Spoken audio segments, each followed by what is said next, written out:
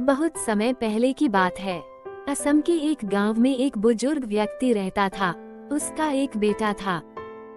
बुजुर्ग व्यक्ति वस्तुओं के उपयोग के मामले में कंजूस था। वह हमेशा छोटी छोटी चीजों में कंजूसी करता था और उन्हें बचा बचा कर उपयोग किया करता था। उसके पास एक पुराना चांदी का पात्र था जो उसे बहुत प्रिय था और उसे बहुत संभाल कर रखता था। वह उसकी सबसे मूल्यवान वस्तु थी और उसे संभाल कर संदूक में बंद करके रखता था। वो हमेशा सोचता था कि सही अवसर आने पर ही उसका उपयोग करेगा। एक दिन उसके यहाँ एक संत आए। जब उन्हें भोजन परोसा जाने लगा तो एक क्षण को बूढ़े व्यक्ति के मन में विचार आया कि क्यों न संत को चांदी के पात्र में भोजन परोसूं। किंतु अगले ही क्षण उसने सोचा कि मेरा चांदी का पात्र बहुत कीमती है।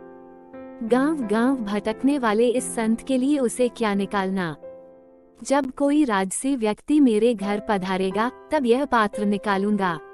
यह सोचकर उसने पात्र नहीं निकाला। कुछ दिनों बाद उसके घर राजा का मंत्री भोजन करने आया। उस समय भी बूढ़े व्यक्ति ने सोचा कि चांदी का पात्र निकाल लूं। किंतु फिर उसे लगा कि ये तो राजा का मंत्री है। जब राजा स्वयं मेरे घर भोजन करने पधारेंगे तब अपना कीमती पात्र निकालूंगा। कुछ दिनों के बाद स्वयं राजा उसके घर भोजन के लिए पधारे। राजा उसी समय पड़ोसी राज्य से युद्ध हार गए थे और उनके राज्य के कुछ हिस्से पर पड़ोसी राजा ने कब्जा कर लिया था। भोजन परोसते समय बूढ़े व्यक्ति ने सोचा कि अभी अभी हुई पराजय से राजा का गौरव कम हो गया है।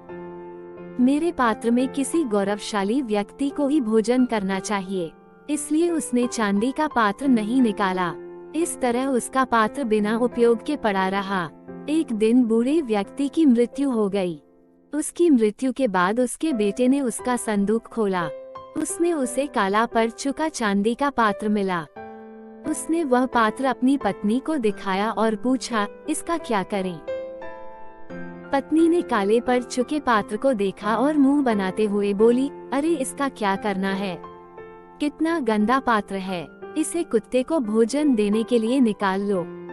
उस दिन के बाद से घर का पालतू कुत्ता उस चांदी के पात्र में भोजन करने लगा।